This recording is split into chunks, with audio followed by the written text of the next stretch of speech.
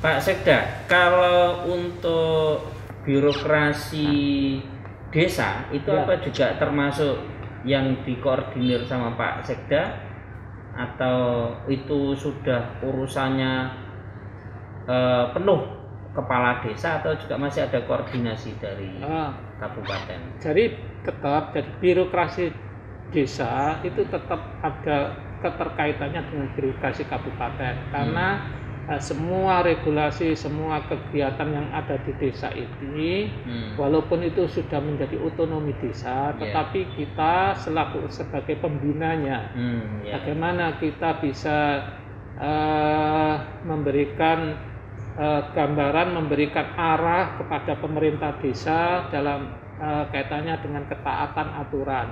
Di sana desa sudah punya ADD, punya dana desa. Ini kegiatan-kegiatan yang luar biasa, besar, yang ini harus ada satu payung hukumnya, ada frame-nya, mau diarahkan kemana Lamongan ini. Karena basis pembangunan itu kan ada di desa. Betul. Nah, dengan frame yang tepat, dengan kegiatan-kegiatan yang mengarah bagaimana itu kepentingan masyarakat ini bisa diakomodir di dalam APBD desa, ini perlu instrumen, perlu arah, perlu konsep yang jelas. Nah, kemarin itu Pak Sekda, saya baca di media online ada di beberapa desa itu kekosongan atau perangkat desa yang kosong itu dibiarkan sampai beberapa tahun, bukan beberapa tahun sih ya, ada yang 1 tahun lebih. Artinya melebihi dari, kalau tidak salah kan seharusnya kosong itu hanya boleh 2 bulan maksimal diisi pejabat yang sementara itu. Nah, itu sebetulnya ada problem apa ya Pak? Kalau menurut jenengan mungkin pernah koordinasi kenapa sampai terjadi ada perangkat desa yang kosongnya lama begitu? Jadi gini, spesifik gambaran di pemerintahan desa. Kalau saya kebetulan pernah di Bappemas juga ini. Saya pernah Bappemas dan saya lama menekuni, saya itu selalu berhubungan dengan desa. Ya, tugas saya itu. Staf Pemdes juga. Iya. Jadi ada hal yang prinsip yang itu notabene ya saya tidak bisa menyalahkan aturan main kadang-kadang yang tidak mengakomodir daripada kepentingan. Jadi contohnya begini, ketika ada desa itu yang jumlah penduduknya banyak, dusunnya banyak, itu struktur organisasinya itu kan kudunya gemuk. Ada lagi desa yang penduduknya kecil, kadang-kadang hanya 1-2 dusun, tapi ini sama dengan struktur organisasinya yang ada di yang desa besar tadi. Nah, pemilah-milahan inilah yang tidak disesuaikan sesuai dengan regulasi yang ada, dan itu memang dari pusat demikian, sehingga kadangkala misalnya ada KO atau tekasi yang seharusnya ini diisi untuk sementara tidak diisi karena dipandang ini tidak dibutuhkan. Jadi belum kesana lah begitu. Banyak kaitannya dengan itu. Kemudian di samping itu kadang untuk mencari figur utamanya menjadi perangkat desa ini juga tidak gampang. Keterbatasan SDM mungkin. Jadi banyak yang berminat, tapi kualitasnya ini juga. Nah, ini kadang-kadang sehingga saya tidak menyalahkan. Misalnya ada orang kepala desa itu yang menjago ini arahnya ke sini itu karena salah satunya juga demikian itu. Karena di desa itu tidak hanya gampang diajak kerja, kemudian bisa melayani dengan baik, itu kan tidak semua bisa demikian.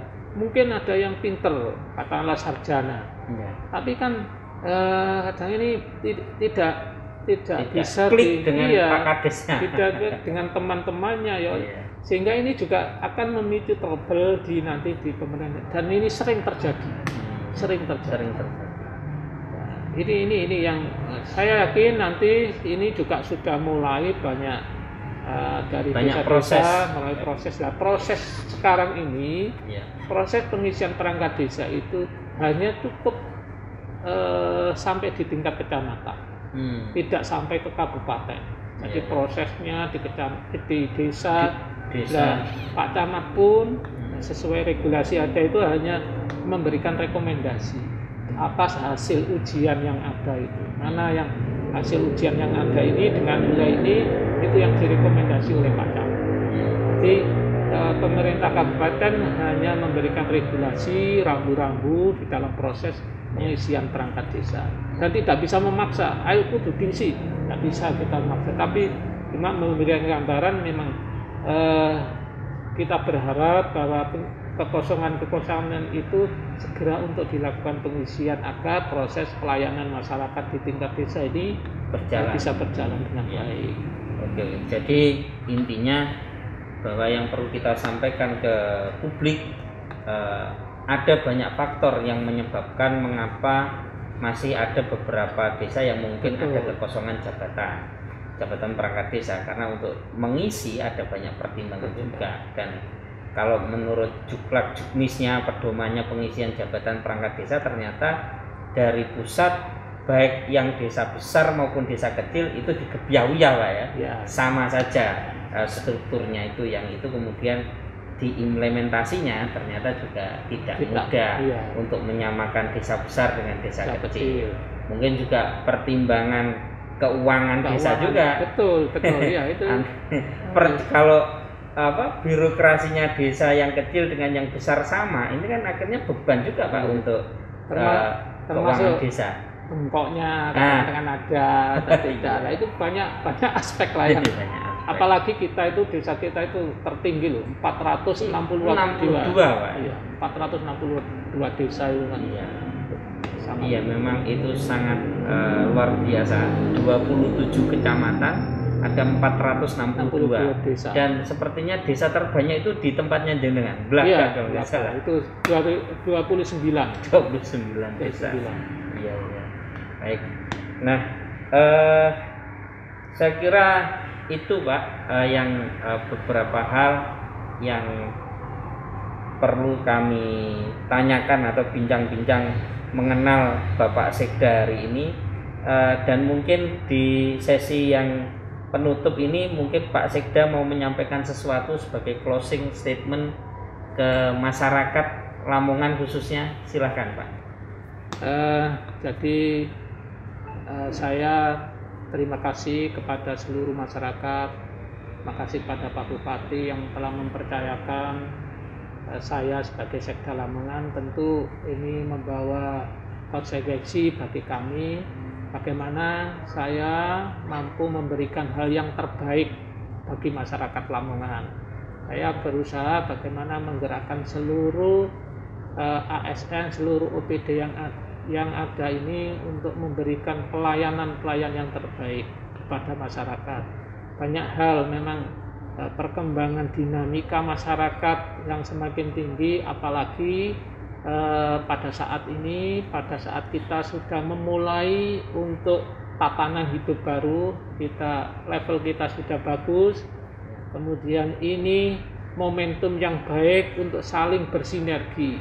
Kita pemerintah tidak bisa mampu sendiri untuk mengatasi, tapi semua dari elemen ini mampu bersama-sama untuk menyatukan diri bagaimana bisa membangun Lamongan ini.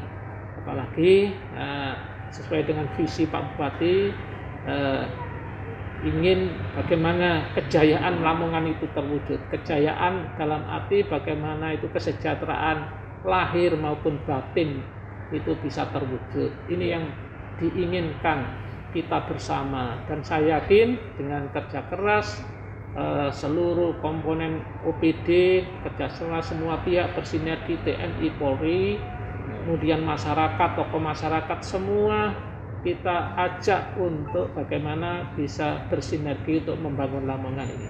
Saya yakin Lamongan akan jaya dan Lamongan akan lebih mantap, lebih bisa bersaing di Jawa Timur maupun Indonesia. Lamongan Megilan. Lamongan Megilan, Lamongan Megilan. Ini terima kasih kesempatan yang luar biasa buat kita. Terima kasih Pak sudah mau menerima kami